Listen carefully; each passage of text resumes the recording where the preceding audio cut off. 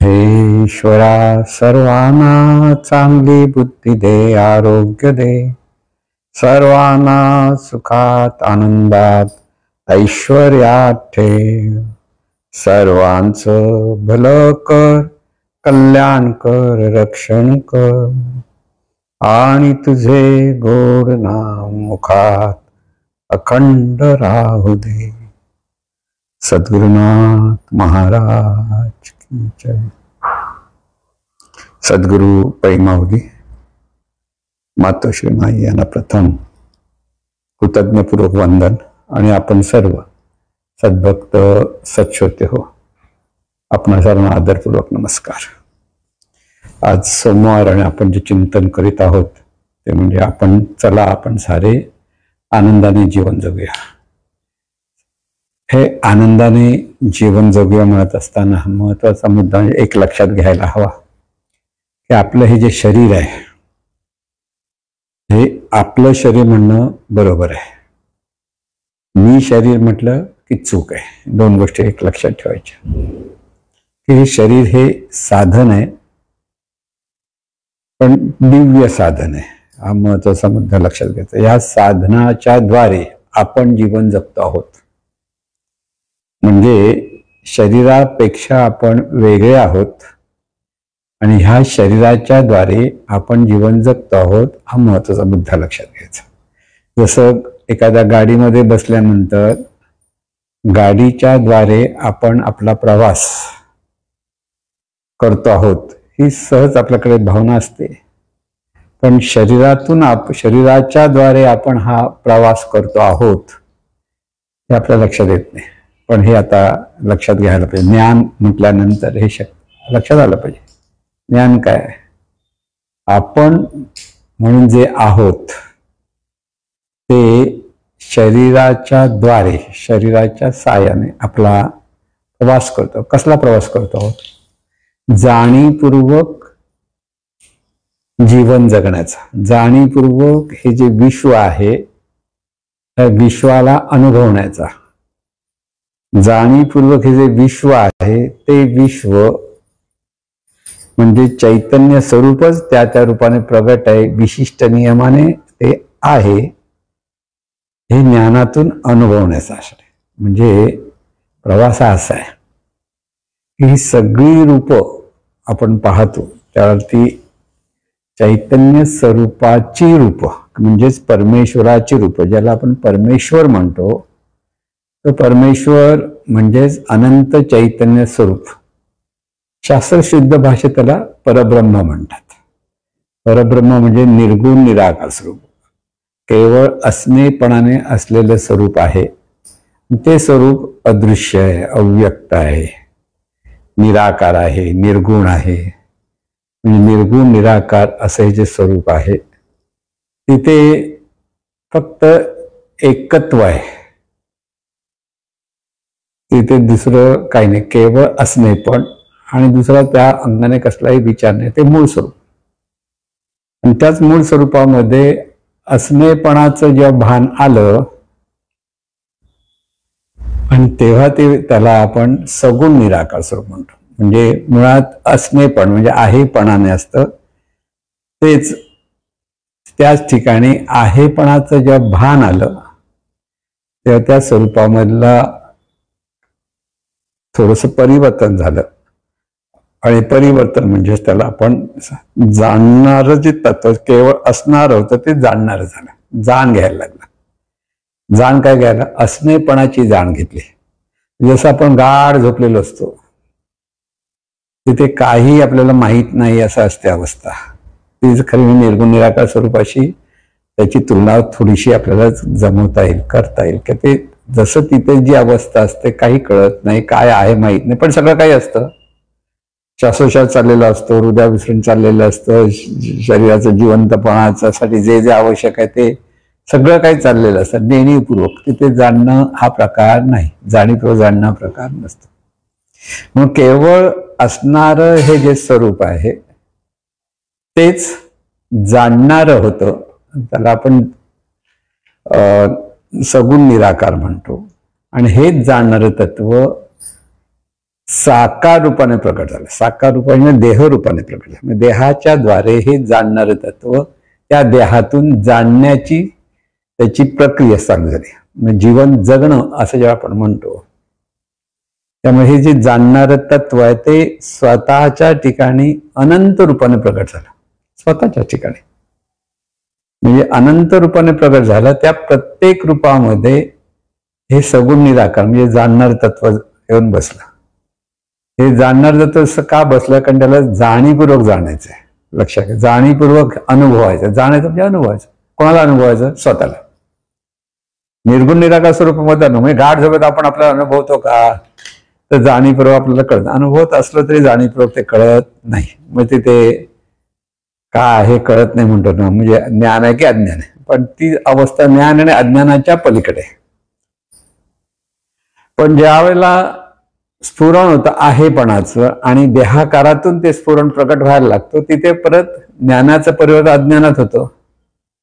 मग आपल्यालाच आपण जाणण्यासाठी हे सगळी प्रक्रिया चालू झाली, हाच तिथे विसर आहे. आणि मग कळत न कळत आपण सगळी रूपं जाणतो, पण स्वरूपाला जाणत नाही.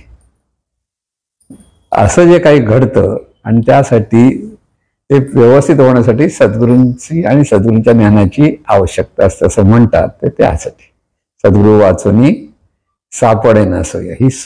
ही सोय सद्गुरू म्हणजे ही सोय अशी की जो विसर आपल्याला पडलेला, आपल्याला म्हणजेच आपल्या ठिकाणी असलेल्या जाणीवेला, त्या जाणीवेला आठव देण्यासाठी सद्गुरू सारखी दुसरी व्यवस्था नाही, दुसरा मार्ग नाही. आपण ते मार्गदर्शन करतात, पण आपण अभ्यासाने हे सगळं अनुभवता आलं पाहिजे. म्हणजे आपणच आपल्याला अनुभवणं हा महत्वाचा प्रकार आहे.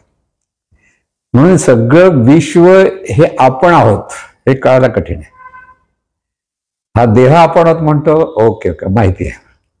पण सर्व देहाला व्यापून किंवा सर्व विश्वाला व्यापून मग तिथे ब्रह्मांड आलं, ग्रहतारे आले, सूर्य आला, चंद्र आला, पृथ्वी आला, सगळी विविधता आहे.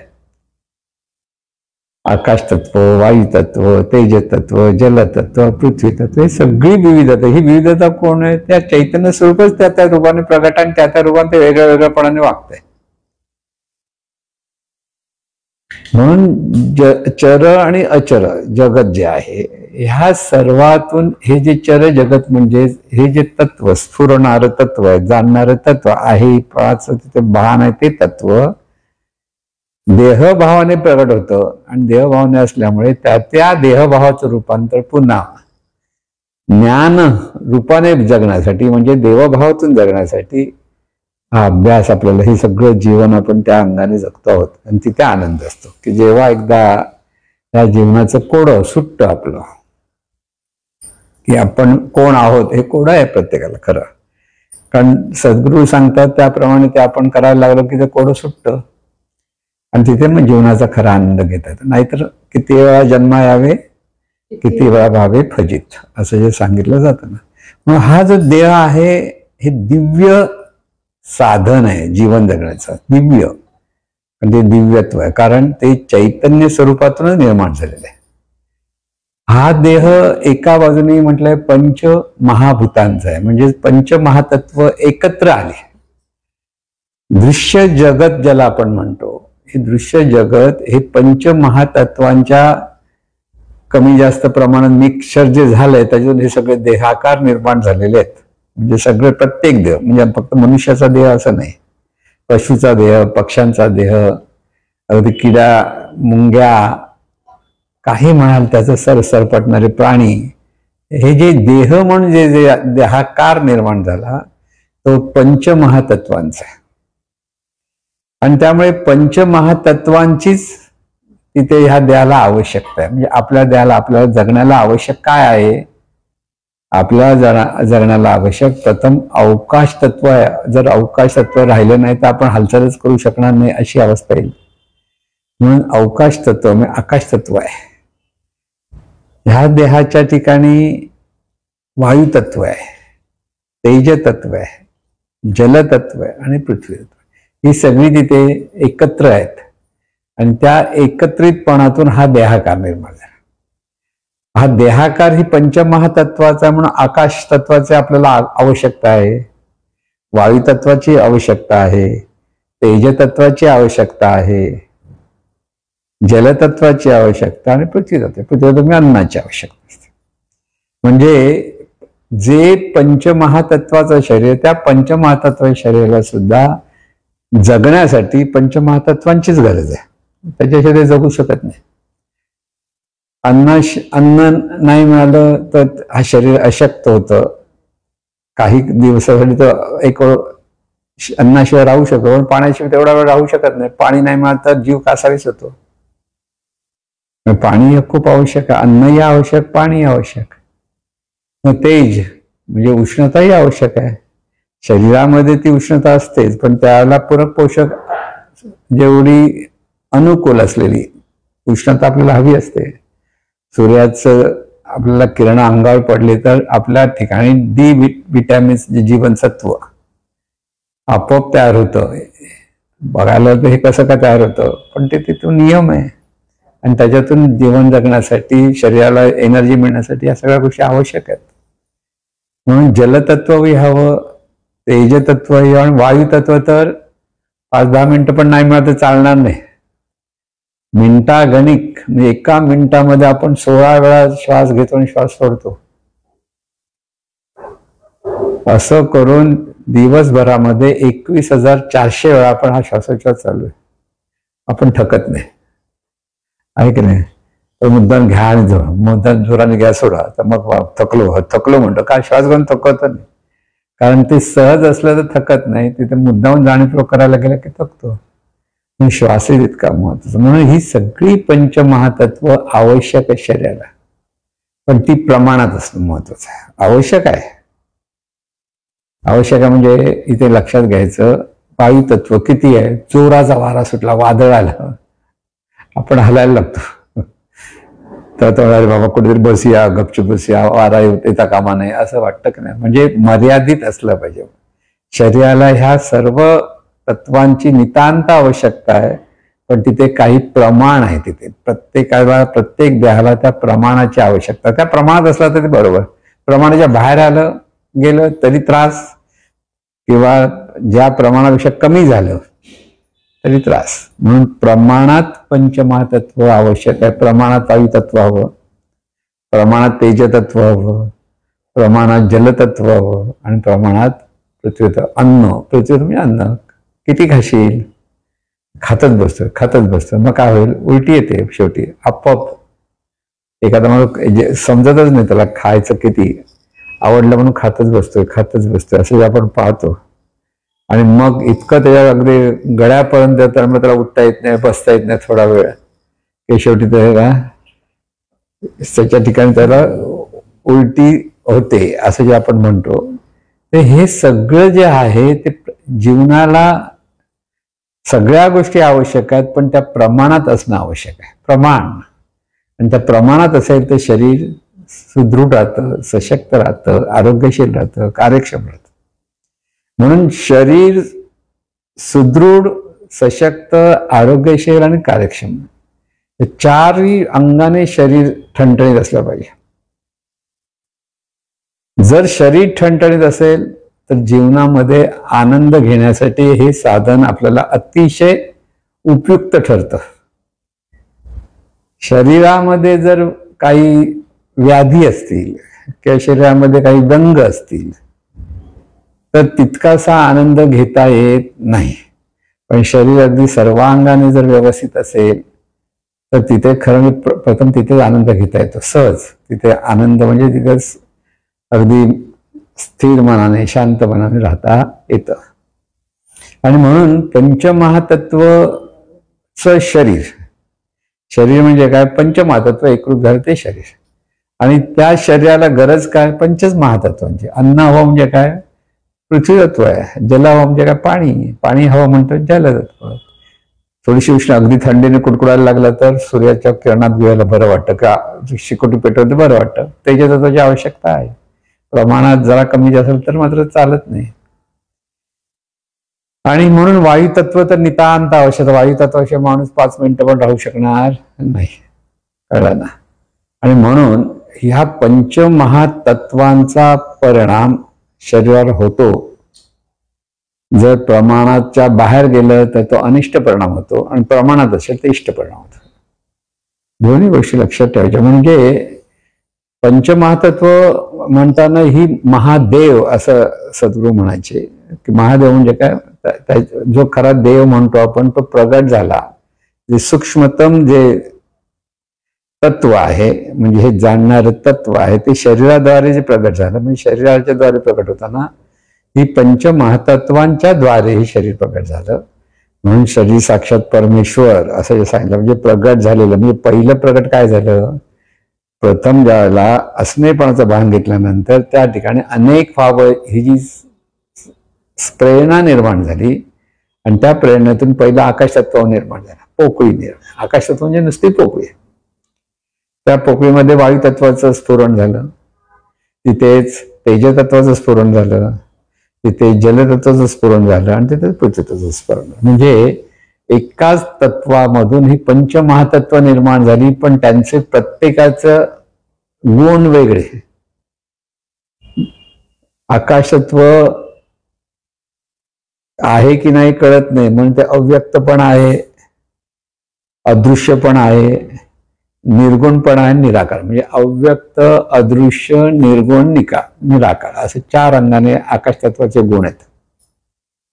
वायुतत्व व्यक्त आहे, कळतं, पण व्यक्त आहे पण निराकार आहे, कळलं. मग इथं निराकार आहे, आणि व्यक्त आहे, निराकार आहे, आणि तेही तसं बघायला गेलं तर सगुण आहे, पण तिथे थोडंसं त्याचे गुण लक्षात येतात.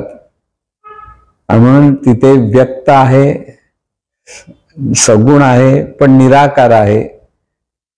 आणि हे निराकार म्हणून सगुण, निराकार, व्यक्त आणि अदृश्य, कारण त्या वायुतत्व दिसत नाही, कळलं. आता त्याच्याही पहिले पुढचा गुण आहे तो तेजतत्वाचा आहे. तेजतत्व व्यक्त आहे, अग्नीच्या ज्वाळा दिसतात म्हणून ते दृश्य पण आहे, अदृश्य म्हणता येत नाही, कळलं की नाही. पण प्रकाश तत्व बघायला गेलं तर ते अदृश्य आहे, पण ज्वाळाच्या रूपाने बघतं ते दृश्य आहे, ज्योतीच्या रूपाने ते दृश्य आहे. पण मुळात तेजतत्व अदृश्य आहे, त्याच्यात सगळं दृश्य दिसतात पण ते स्वतः दिसत नाही. हे त्याचं खरं कारण आहे. प्रकाश तत्व पाहता येत नाही, पण प्रकाश तत्वात सर्व दिसतं.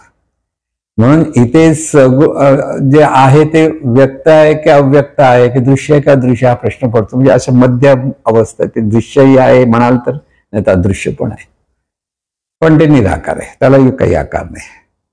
म्हणून तिथेही ते दृश्यादृश्य, सगुण, म्हणजे ते चटका लागतो हा गुण आहे त्याचा, ते सगुण आहे पण निराकार आहे आणि व्यक्त आहे. जलतत्व निराकार आहे पण सगुण आहे, व्यक्त आहे, दृश्य आहे. बघा कसं ते फरक आहे, ते लक्षात घ्यावं. आणि पृथ्वी तत्व ते सगुण आहे, साकार आहे, व्यक्त आहे आणि दृश्य आहे. हे 4ही गुण तिथे प्रकट होतात. म्हणून ह्या सगळ्या गुणांनी असलेली पंचमहातत्व वेगळी वेगळी आहेत. म्हणजे 5 अंगाने हे तत्व प्रगट झालं, आणि ते प्रत्येकाचे गुण वेगळे, रूप वेगळं, हे सगळं आहे. आणि तीच पंचमहातत्व एकत्र होतात, त्याच्यामध्ये हे शरीर बनतं. म्हणून डोळ्याला दिसणारा परमेश्वर म्हणजे शरीर, डोळ्याला दिसणारे चैतन्य स्वरूप जे डोळ्याने दिसत नाही किंवा पंचज्ञानेंद्रियाच्या द्वारे जाणता येत नाही, तेच शरीर रूपाने प्रगट झालं. म्हणजे शरीराला पाहिलं म्हणजे कोणाला पाहिलं, चैतन्य स्वरूपाला पाहिलं, म्हणजेच परमेश्वराला. मग परमेश्वराला पाहायचं तर कुठे पाहायचं, प्रत्येक शरीर हे चैतन्य स्वरूपाचं प्रगट रूप आहे हे लक्षात ठेवून त्या चैतन्य स्वरूपाला नमस्कार, म्हणजे त्या शरीराला नमस्कार. आपण एकमेकाला भेटला तर नमस्कार करतो. कोणाला नमस्कार करतो, खरं म्हणजे आपण एकमेकाला नमस्कार, म्हणजे दोघंही आपण चैतन्य स्वरूपाचे आहोत म्हणून त्या चैतन्य स्वरूपाला नमस्कार करतो. लक्षात घ्या, नमस्कार न ममकार, म्हणजे माझं, मी, काही नाही असं जे तत्व आहे त्या तत्वाला आपण शरणागत होतो म्हणून तो नमस्कार. आणि म्हणून ही पंचमहातत्वांचा प्रभाव आपल्या शरीरावर सतत असतो. आणि पृथ्वी तत्वातूनच आपण म्हणतो विटॅमिन्स, कॅलरीज, जीवनसत्व, जीवन रस हा सगळा जो निर्माण होतो त्या पृथ्वी तत्व आणि जलतत्वाच्या द्वारे या शरीराला पूरक आणि पोषक ठरत असतात. पण ती जर पूरक पोषक नसतील, पृथ्वी तत्वाची काही रूप वेगळे वेगळे, अनेक रूपाने पृथ्वी तत्व प्रगट आहे, ते जर विषारी असेल, शरीराला प्रतिकूल असेल, तर शरीराचा तिथे मृत्यू हा ठरतो किंवा शरीराचा आजारपण व्याधी जडतात असंही आपण म्हणतो. म्हणून प्रत्येक गोष्टीचं प्रमाण लक्षात घेता आलं पाहिजे. आणि प्रत्येक गोष्टीमध्ये तिथे विविधता असल्यामुळे त्या विविधतेचा आपल्याला बरोबर ज्ञान असलं पाहिजे की त्याच्यातून आपण आनंदाने कसं जगायचं. म्हणून पंचमहातत्वाची आवश्यकता आहे, पण ती प्रमाण आपल्याला समजलं पाहिजे, त्यावेळेला आपण सुखाने राहू शकतो. थंडी पडली तर काय करायचं असं एकदा गोंदवलेकर महाराजांना एकाने प्रश्न, थंडी आहे हो काय करणार, बंडी घाल, हा त्याचा उपाय. गावातली थंडी तुला घालवत नाही, ते म्हणत गावातली थंडी घालवा महाराज, मला थंडी नाही घालत येणार, तू बंडी घातलीस तर थंडी तुला लागणार नाही. हे शहाणपण. परिस्थितीमध्ये कसं वागायचं आणि त्या परिस्थितीचा कसा सदुपयोग करून घ्यायचा हे कळणं म्हणजे शहाणपण, की ज्याच्यातून आपल्याला आनंदाने राहता येतं. कोणतीही गोष्ट वाईट नाही, लक्षात ठेवा. आपल्या त्या प्रमाणात प्रत्येक गोष्ट कशी करायची हे कळलं तर सगळ्या गोष्टी उपयुक्त असतात. त्या प्रत्येकाचं प्रमाण समजलं पाहिजे. तहान लागली तर आपण 1 ग्लास पाणी सहज पिऊ शकतो, पण 1 मडकं भरून पाणी तर पिऊ शकत नाही. ते प्रमाण आहे, ते नाही जमणार तुला. 1 ग्लास पाणी किंवा 2 ग्लास पाणी प्यायला हरकत नाही. कळलं ना? हे प्रमाण कळलं पाहिजे. प्रमाण कळलं तर सगळ्या गोष्टी व्यवस्थित समजतात. आणि म्हणून पंचमहातत्व जसं ह्या शरीरात आहेत तसं ह्या शरीराचं नुसतं पंचमहातत्वाचं शरीर म्हटलं तरी इथे कर्मेंद्रिय, 4 कर्मेंद्रिय, 4 ज्ञानेंद्रिय, 5 कर्मेंद्रिय, 5 ज्ञानेंद्रिय आणि 4 अंतरेंद्रिय, हे सगळे ह्या शरीरात. म्हणजे शरीर नुसतं कसं काहीतरी आहे असं नाही. शरीर म्हणजे तिथे दिव्यत्व आहे, की प्रत्येक तिथे आकार जो आहे, हात काय, पाय काय, नाक काय, डोळे काय, ते विशिष्ट प्रमाणात असतात आणि विशिष्ट गुणाने ते युक्त असतात आणि ते विशिष्ट अंगानेच कार्य करतात. त्या सगळ्या गोष्टी त्या डोळ्याने पाहता येतं, ऐकता येत नाही, कानाने पाहता येत नाही तर ऐकता येतं, जिभेने बोलता येतं पण पाहता येत नाही. म्हणजे ह्या सगळ्या गोष्टी जर आपण लक्षात की ही सगळी रचना जी आहे, ही सगळी रचना कशी सुंदर आहे आणि दिव्य आहे, लक्षात घ्या. म्हणून शरीर साक्षात परमेश्वराचा अर्थच हे लक्षात घेतलं पाहिजे की संपूर्ण शरीर परमेश्वरातून निर्माण झाल्यामुळे किंवा चैतन्य स्वरूपातून निर्माण झाल्यामुळे शरीर हे चैतन्यमय आहे, आनंदमय आहे, लक्षात घ्या. आणि म्हणून शरीर म्हटल्यानंतर त्या 5 पंचमहातत्वांचं शरीर, पण त्याला जीवन देणारं जे तत्व आहे ती जाणीव, म्हणून 6 तत्व जेव्हा एकत्र होतात तेव्हा तो 6 प्रगट होतो, म्हणजे परमेश्वर प्रगट होतो. लक्षात घ्या. म्हणजे हे 5 ज्ञानेंद्रियांचं शरीर आहे, 5 कर्मेंद्रियांचं शरीर आहे, 4 अंतरेंद्रियांचं शरीर आहे. या शरीराच्या ठिकाणी बाह्य जसे अवयव दिसतात तसे अंतर्गत अवयव आहेत. तिथे श्वसन संस्था आहे, म्हणजे ते व्यवस्था आहे, नाक, त्याच्यामध्ये श्वासनलिका, फुफ्फुस, मग फुफ्फुसाला जोडलेल्या सूक्ष्म केशवाहिन्या आणि त्याच्यातून तो प्राणवायू त्या केशवाहिन्या शोषून घेतात आणि प्रत्येक शरीरापर्यंत पोहोचवतात.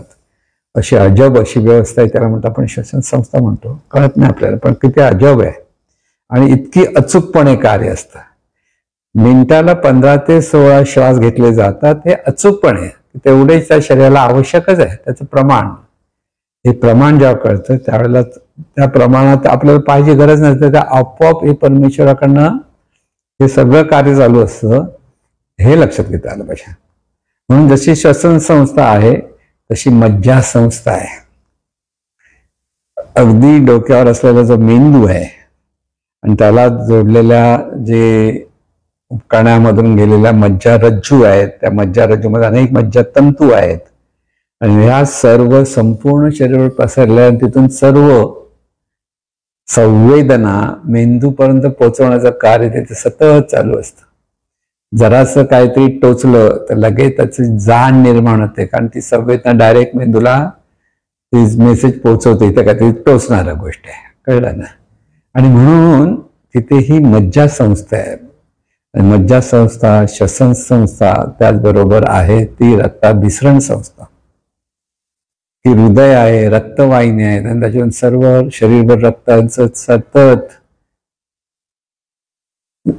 सतत त्या शरीरभर ते पसरलं जातं आणि तिथून परत हृदयापर्यंत येतं, तिथून परत फुफ्फुसाकडे जाऊन ते स्वच्छ होतं, शुद्ध होतं, परत हृदयात येतं, हृदयातून परत सर्व पेशीमध्ये पोचतं. हे अजब अशी व्यवस्था पाहिली तर ही परमेश्वरी शक्तीचं हे कार्य किती सहज आहे हे आपल्या लक्षात येईल.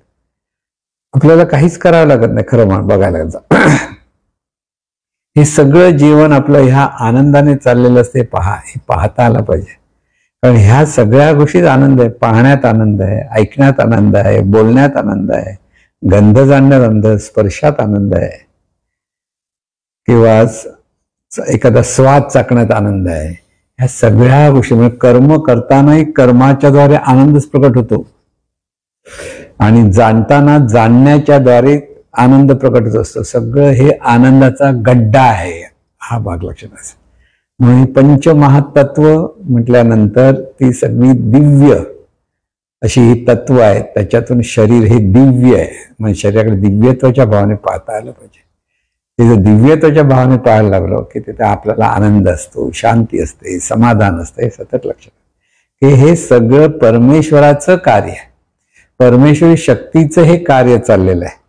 म्हणून ही परमेश्वरी शक्ती जाणीव रूपाने मी म्हणते. पण आपण काय म्हणतो, जाणीव रूपाने मी म्हणजे मी देह हे मी म्हणतो. तसं नाही, ते जे अनंत स्वरूप आहे तेच जाणीव रूपाने मी म्हणतं. तर विसर तिथे झाल्यामुळे तिथं गोंधळ होतो. पण तिथे जर आठवा आला तर हे सगळं जीवन परमेश्वराचं आहे हे सतत कळायला लागतं. आणि त्याच अंगाने पंचप्राण आपल्याकडे आहेत. पंचप्राण म्हणजे संपूर्ण शरीरामध्ये वायुतत्व व्यापून आहे. लक्षात घ्या, शरीर म्हटल्यानंतर सुद्धा जसं 1/4 पृथ्वीवर 1/4 जमीन आहे म्हणतात आणि 3/4 पाणी आहे, तसं शरीराच्या ठिकाणी सुद्धा हे जे सगळं स्थूलांगाने जे दिसतं 1/4 पृथ्वी तत्व आणि बाकीचं 3/4 जलतत्व आहे. म्हणजे त्या रक्त आलं, मिनरल रस आले, रेत आली, सगळ्या गोष्टी ज्या आपण म्हणतो, लाळ आली, घाम आला, सगळ्या जलतत्वाशी संबंध आहे. तसं 3/4 भाग शरीराचा जो आहे तो जलतत्वाचा आहे. त्या अजब आहे, आपल्याला ते कळत नाही कारण आपल्याला ते ज्ञान नाही. पण एकदा त्या ज्ञान समजायला लागलं की शरीराच्या ठिकाणी ते चैतन्य स्वरूपच आहे, ह्या ज्ञानातून आपण जीवन जगायला लागतो. शरीर सुद्धा चैतन्य स्वरूप आणि मी म्हणणारं जे तत्व आहे तेही चैतन्य स्वरूपच आहे. म्हणून हे जे पंचप्राण आपण म्हणतो, हे पंचप्राण कसं आहे, संपूर्ण या पंचप्राणाला 5 नावं दिली. म्हणजे हे संपूर्ण जे वायुतत्व आहे त्या शरीराला सर्व अंगाने व्यापून आहे आणि म्हणून त्याच्या त्या स्थानावर त्याला नावं दिलेली आहेत. त्याचं कार्य आहे त्या स्थानाचं आणि म्हणून सर्वांगाला व्यापून राहतो तो व्यान, त्याला व्यान म्हणतात. म्हणून व्यान संपूर्ण शरीराला व्यापून असलेलं ते तत्व आहे. प्राणशक्ती आहे, त्याला प्राणशक्ती म्हणतात. ते संपूर्ण शरीराला जे प्राणशक्ती व्यापून आहे त्याला व्यान म्हणतात. नाकात आणि तोंडात जे कार्य, तो श्वास घेतो आणि श्वास सोडतो म्हणतो, तो आहे प्राण.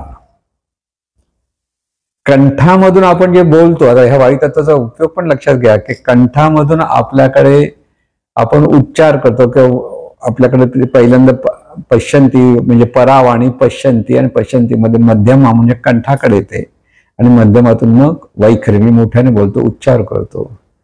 तर त्या कंठाच्या ठिकाणी ते स्फुरण होण्यासाठी जे आहे ते आहे उदान. म्हणजे व्यान, प्राण, उदान. परावाणी जिथे स्फुरते ते म्हणजे नाभिस्थान. जिथे नाभी आहे तिथे आहे समान. काय सांगितलं, पहिलं व्यान, नाकातोंडात प्राण, कंठामध्ये उदान आणि नाभीच्या ठिकाणी समान आणि गुदस्थानी आहे ते अपान, म्हणजे उत्सर्जन तिथं असतं. म्हणजे ही पंचमहातत्वाचं कार्य आपल्या शरीरात चालू आहे. पंचमहातत्व पंचप्राणाचं, हे पंचप्राण आहेत. व्यान, प्राण, उदान, समान आणि अपान. ह्या प्रत्येकाचं कार्य तिथे पण अनबॅलन्स झालं तर शरीराचं आरोग्य बिघडतं. कारण ही ऊर्जा आहे. पंचप्राण म्हणजे शरीराला सतत ऊर्जा देणारं जनरेटर असतं. जनरेटर विजेचे प्रवाह देत, अशी शरीराला ऊर्जा कुठून मिळते? ह्या पंचप्राणाच्या द्वारे. प्राणशक्तीचं कार्य श्वासोश्वास चाललेलं असं त्यावेळेला तिथे ऊर्जा मिळते म्हणतो आपण. तर ते ही सगळं शरीरामध्ये हे जे तत्व पंचप्राण व्यापून आहेत आणि त्याच्याद्वारे आपला सगळ्या गोष्टी चाललेल्या असतात. आपलं सगळे हालचाल, बोलणं, चालणं. जरासं बघा, सांधे दुखतात असं जे म्हणतात ना, ते सांधे दुखतात म्हणजे काय? तिथे वात निर्माण झाला. वात निर्माण म्हणजे हे जे सगळीकडे व्यापून असलेलं जे व्यान म्हणजे प्राणशक्ती आहे, तिच्यामध्ये काहीतरी अनबॅलन्स झालं तर तिथे अंग म्हणजे सांधे दुखणं वगैरे सगळं चालतं. कटकट आवाज येतो म्हणतो ना आपण, ते खरं म्हणजे ते वायू तत्वातून बाजूला सटकताना तो आवाज येतो, तर आवाज येतो खरा, त्याचा असतं सगळं. म्हणून ही जी पंचप्राण शक्ती म्हणजे ऊर्जा शक्ती आहे. ह्या ऊर्जा शक्तीचं महत्व असं आहे की ह्या ऊर्जा शक्तीवर पूर्वीच्या काळी खूप अभ्यास झालेला होता. फार वर्षापूर्वी चीनमध्ये अशी एक प्रथा होती सुरुवातीपासून. म्हणजे बघा काय आता हे पंचप्राणाच्या ही गोष्ट म्हणून तुम्हाला सांगतो. तिथे जे वैद्य असायचे, म्हणजे डॉक्टर्स, आपण आता एखाद्या डॉक्टर वैद्य, ते काही करायचे नाहीत, ते बसलेले असायचे. पण त्यांच्या जवळचे त्यांना जे लोक आहेत ते त्यांना येऊन पैसे द्यायचे. का? आजारी पडू नये म्हणून. आजारी पडल्यानंतर नाही यायचे. आजारी पडल्यानंतर नंतरची गोष्ट सांगता. आपण ठणठणीत राहण्यासाठी सगळी जबाबदारी त्या डॉक्टरवर असायची, वैद्यावर. आणि तो वैद्याला ते त्या पद्धतीने पैसे आणून द्यायचे की त्याच्यामुळे आपण ठणठणीत राहणार. आणि जर काहीतरी जर तो माणूस आजारी पडला तर ह्या वैद्याला त्याला पैसे द्यावे लागेल आणि त्याला बरं पण करावं लागायचं. कळलं की नाही? म्हणजे कसं व्हायचं, त्या काळामध्ये ॲक्युपंक्चर म्हणून जे आज म्हणतो आपण ते ज्ञान, म्हणजे ही ऊर्जा शक्ती ही आपल्या शरीरावरती 700 ठिकाणी ती केंद्र आहेत. आणि त्या ठिकाणी ते जे असे सुई टोचून ती प्राणशक्तीचा बॅलन्स करतात. मग ज्याला त्या वैद्य म्हणजे हे प्राणशक्तीचं त्याला ज्ञान आहे तो वैद्य तिथे. आणि त्यामुळे ज्या वेळेला आपल्याला आजार वगैरे येतो त्याच्या अगोदर, अगदी काही महिन्या अगोदर, ह्या प्राणशक्तीमध्ये काही ते थोडं अनबॅलन्स होतं ते त्या डॉक्टरला कळायचं. डॉक्टर म्हणजे त्याला ते कळायचं. पूर्वीच्या आपल्या आयुर्वेदामध्ये नाडी चेक करायचे. नाडीने आपल्याकडे काय आजार आहे ते कळतं ना. ते सगळं प्राणशक्तीशी संबंध, रक्ताशी संबंध नाही. ही प्राणशक्ती आहे, ती प्राणशक्ती त्या वैद्याला बरोबर कळते आणि त्याच्या त्या स्पंदनातून त्याला कळतं की तुझ्याकडे हे असा आजार आहे, तुझ्याकडे हा आजार आहे, की इथे काहीतरी तुझं दुखतं आहे, हे सगळं त्यांना कळतं. पण तेवढं ज्ञान तिथे असायचं. म्हणून ते डॉक्टरला आधीच पैसे द्यायचे असतात की त्याने सगळी काळजी त्याने घ्यायची, त्याची काळजी. जर एखादा पेशंट पडलं तर शिक्षा पण व्हायची भीती असते. उलट तो मग सगळे पैसे त्याला रोज देणार उलटे आणि त्याला बरं पण करणार, त्याचाही खर्च तोच करणार डॉक्टर. म्हणजे आलेले सगळे जातील सुद्धा. पण ज्याचा नॉलेज आहे बरोबर की तो माणूस आजारीच पडू द्यायचा नाही. त्याच्याकडे जेवढे लोक त्याला पैसे, त्यांच्याकडे त्याचं लक्ष बरं असायचं. त्यांची प्राणशक्तीचं कार्य कसं आहे याचं त्याला ज्ञान असायचं आणि त्यांना सगळे ठणठणीत राहायचे. अशी एक पद्धत होती. आता उलट झालं सगळं की आजारी पडल्यावरच आपण डॉक्टरकडे जातो आणि डॉक्टरलाच आपण पैसे देतो. पूर्वीच्या काळी तो आजारी पडला तर डॉक्टरला त्या पेशंटला पैसे द्यावे लागायचे, अशी पद्धत होती चायनामध्ये. तर ही ऊर्जा शक्ती आहे. म्हणजे महत्वाचं काय सांगायचा मुद्दा, ही ऊर्जा शक्तीच्या द्वारे आपलं आरोग्य सरळ राहणं, उत्साहाने आपण कार्य करणं, किंवा आतमध्ये ज्या ही ऊर्जा शक्ती व्यवस्थित बॅलन्स असते तेव्हा माणूस ठणठणीत असतो, शांत असतो, आनंदाने जीवन जगतो. ऊर्जा शक्ती पण व्यवस्थित राहणं म्हणजे ही पंचप्राण शक्ती जी आहे ती ऊर्जा शक्ती आहे. म्हणजे प्राणशक्ती पण आपल्या जीवनात अतिशय उपयुक्त ठरते. म्हणून हे सगळं जाणणं, तुम्हाला हे कशाला माहिती पाहिजे? आपण कोण आहोत हे कळण्यासाठी महत्व पाहिजे की हे साधन कसं आहे. आपण एखादी गाडी चालवतो, गाडीचं सगळं माहिती असते की कशी चालवायला पाहिजे, किंवा या गाडीमध्ये जे जे सगळे पार्ट्स बिट्स कसे व्यवस्थित असले पाहिजे, हे जर माहिती असतं प्रवास चांगला होतो. आपल्याला आपण माहित नाही, आपण असे करतो, मग आपली प्रकृती बिघडते आणि प्रवासाला अडथळे येतात. आणि म्हणून शरीर हे दिव्य आहे हे कधीच विसरायचं नाही. शरीराच्या ठिकाणी दिव्यत्वाच्या भावानेच पहा. आणि हे दिव्यत्वाच्या पाहणार त्या शरीरामध्ये इतक्या रचना आहेत की आपण नुसतं सांगा रक्ताभिसरण संस्था आहे, किंवा तिथे जननेंद्रिय संस्था आहे, किंवा तिथे उत्सर्जन संस्था आहे, मूत्र विसर्जन, गुद विसर्जन, ह्या संस्था, हे सगळ्या संस्था आहेत. व्यवस्था संस्था म्हणजे सिस्टमॅटिक ऑर्डर्स आहेत. हे सगळं मिळून हे शरीर आहे. हे सगळं व्यवस्थित राहण्यासाठी ऊर्जेची गरज आहे. ऊर्जा जोपर्यंत शरीराला मिळत नाही तोपर्यंत शरीर चालू शकणार नाही. म्हणून अतिशय उपास, बरेच लोक उपास करतात, काही अट्टहासाने किंवा त्यांच्या त्यांच्या पद्धतीने. परिणाम काय होतं, ऊर्जा कमी कमी होत जाते शरीराच्या. माणूस असं काही काम करू शकत नाही, चालू शकत नाही, थरथरायला लागतो. हे सगळे दोष तिथे निर्माण होतात, व्याधी ते निर्माण होतात. म्हणून ऊर्जा शक्ती म्हणजे प्राणशक्ती ही व्यवस्थित राहिली पाहिजे, ही ज्ञान पाहिजे. त्याचबरोबर पंचज्ञानेंद्रियांचं कार्य कसं आहे ते कळलं पाहिजे. कर्मेंद्रियांचं कार्य हे सगळं व्यवस्थित चालण्यासाठी ही प्राणशक्तीची आवश्यकता असते. म्हणून हे सगळं जीवन आपलं हे परमेश्वराचं जीवन म्हणतो ते ह्यासाठी. आपल्याला काही माहीत नाही तरी आपण आनंदाने जीवन जगू शकतो. ते जर सगळं व्यवस्थित असेल तर. आपली तब्येत जर व्यवस्थित आहे, प्रकृती जर व्यवस्थित असेल तर आपण आनंदाने राहतो. पण ते आपल्याला कळत नाही, कारण ते सहज असतं. पण ज्यावेळेला प्रकृती बिघडते त्या दुःखी होतो आणि परत डॉक्टरकडे जाऊन औषधोपचार बरा झाला की बरा झाला म्हणून आनंदी होतो, पण थोड्या दिवसांनी परत विसरतो, पण परत आपलं जीवन तसंच जगतो. म्हणून इथे ज्ञानाची आवश्यकता आहे की आनंदाने जीवन जगण्यासाठी प्रकृती ही ठणठणीतच असली पाहिजे. पंच प्राण शक्तीचं ज्ञान एवढ्यासाठीच असावं लागतं की त्याच्यासाठी मन स्थिर राहतं आणि शरीरही सुदृढ होतं. दोन्ही गोष्टी आहेत. म्हणून पंच प्राण शक्तीच्या ठिकाणी मन स्थिर जर व्हायला लागलं तर मनाला शांतता मिळते, निवांतपणा मिळतो. म्हणून जाणीवेचं शुद्धीकरण सुद्धा ह्या प्राणशक्तीकडे पाहून आपल्याला ते करता येतं. आणि म्हणून हे सगळं शास्त्र आहे जीवनाचं. नुसतं शरीराकडे पाहिलं तरी मन निवांत होतं. पाहत राहा असं जे आपण सांगतो साधनेमध्ये, ते पाहता पाहता त्या तत्वाला तत्वाचं स्मरण होतं. आणि ह्या स्मरणातून अगदी आनंदाचा जो उत्कर्ष असतो, उत्सर्ग असतो, तो अनुभवता येतो. आणि म्हणून हे आनंदाने जीवन जगण्यासाठी शरीर म्हणजे अगदी लक्षात ठेवायचं की तो आनंदाचा गड्डाच आहे. पण तो आनंदाचा गड्डा, त्याची काळजी घेणं हे आपलं काम आहे. आपलं काम म्हणजे आपण जे हे जाणणारे तत्व आहोत ते आपलं काम आहे. म्हणून शरीराची काळजी घेतली पाहिजे. शरीर आरोग्यशील राहील कसं हे पाहिलं पाहिजे. आपल्याला काय पचतं आणि काय पचत नाही हे कळलं पाहिजे. त्याच्यातून शरीराचं आरोग्य व्यवस्थित राहतं हे कळलं पाहिजे. या सगळ्या गोष्टीची नितांत आहे. परमार्थ नुसतं मी करेन गपचूप बसेल आणि शरीराकडे लक्ष न दिलं तर काही उपयोग होणार नाही. शरीर ठणठणीत असेल तर परमार्थ ठणठणीत होईल, नाहीतर शरीरात ठणाणा असेल तर परमार्थाच्या ठिकाणी पण ठणाणा. दोन्ही गोष्टी तिथे आहे. म्हणून शरीराची काळजी घ्यायलाच हवी आणि शरीराच्या ठिकाणी असलेला आनंद कसा अनुभवायचा हे ज्ञान समजून घेतलं पाहिजे. आणि त्याच्यातून आनंदाने जीवन जगता येतं की जगता आलं पाहिजे. आणि असं हे जीवन सर्वांनी आनंदाने जगावं, सर्वांना आनंद मिळावा, सर्वांना हे ज्ञान कळावं आणि त्याच्यातून आनंदाने जीवन जगावं ही सद्गुरूचरणी प्रार्थना.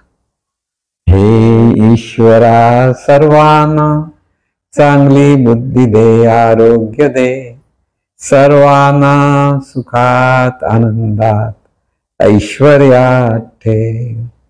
सर्वांचं भलं कर, कल्याण कर, रक्षण कर आणि तुझे गोड नाम मुखात अखंड राहू दे. महाराज की जय.